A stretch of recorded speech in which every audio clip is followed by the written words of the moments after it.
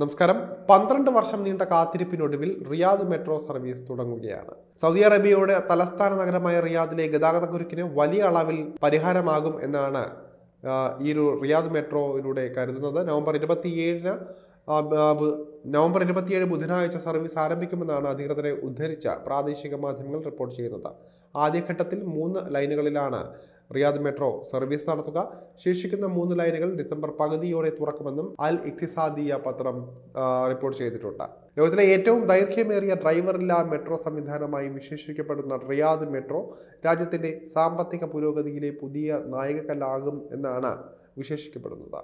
Riyadh മെട്രോയുടെ വരവ് road വഴിയുള്ള ഗതാഗതത്തെ ആശ്രയിക്കുന്നത് കുറയ്ക്കുകയും ഒരു ബദൽ ഗതാഗത സംവിധാനം സൃഷ്ടിക്കുകയും ചെയ്യുന്ന വിലയിരുത്തലിലാണ് അധികൃതർ. രാജ്യത്തിന്റെ സാമ്പത്തിക വൈവിധ്യവൽക്കരണ പദ്ധതികളുടെ ഭാഗമായ ഈ പദ്ധതി റിയാദിനെ കൂടുതൽ വലിയ വ്യാപാര വാണിജ്യ കേന്ദ്രമാക്കി മാറ്റുന്നതിൽ വലിയ പങ്ക് വഹിക്കുമെന്നും പറയപ്പെടുന്നുണ്ട്.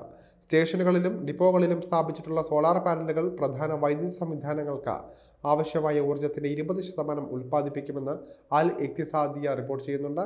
പദ്ധതിയെ പരിസ്ഥിതി സൗഹൃദവും ഊർജ്ജ സ്വയം പര്യാപ്തവുമാക്കുന്നതിനുള്ള വിപുലമായ ശ്രമത്തിന്റെ ഭാഗമാണിതെന്നും അധികൃതരെ ഉദ്ധരിച്ച പത്രം റിപ്പോർട്ട് ചെയ്തിട്ടുണ്ട്.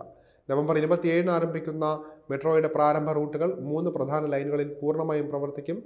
അൽ അറുബായിയിൽ നിന്ന് ബദ്ഹ, കിങ് ഖാലിദ് വിമാനത്താവളം road, Abdurrahman bin Auf junction, Sheikh Hasan bin Hussain എന്നീ ട്രാക്കുകളിലാണ് ബുധനാഴ്ച സർവീസ് ആരംഭിക്കുക. King Abdullah road, King Abdul Aziz സ്റ്റേഷനുകൾ എന്നിവ അടുത്ത മാസം പകുതിയോടെ തുറക്കുന്നതായിരിക്കും. $22.5 ബില്യൺ, അതായത് കൃത്യമായി പറഞ്ഞാൽ 84.4 ബില്യൺ റിയാൽ ചിലവിൽ നിർമ്മിച്ച റിയാദ് മെട്രോ പദ്ധതിക്ക് 2012 ഏപ്രിലിൽ സൗദി കൗൺസിൽ ഓഫ് മിനിസ്റ്റേഴ്സ് അംഗീകാരം നൽകുകയും 2013 3 ആഗോള കൺസോർഷ്യങ്ങൾക്ക് നൽകുകയും ചെയ്തിരുന്നു. COVID-19 മഹാമാരി മൂലമുണ്ടായ കാലതാമസം ഉൾപ്പെടെ നിരവധി വെല്ലുവിളികൾ അതിൻ്റെ വികസന വേളയിൽ തന്നെ പദ്ധതിക്ക് നേരിടേണ്ടി വന്നിട്ടുണ്ട്. കൂടുതൽ യാത്രക്കാരെ ആകർഷിക്കുന്ന മത്സരാധിഷ്ഠിത നിരക്കുകൾ മാത്രം നിശ്ചയിക്കാനാണ് ഓപ്പറേറ്റിംഗ് കമ്പനിയോട് അധികാരികൾ ആവശ്യപ്പെട്ടിരിക്കുന്നത്.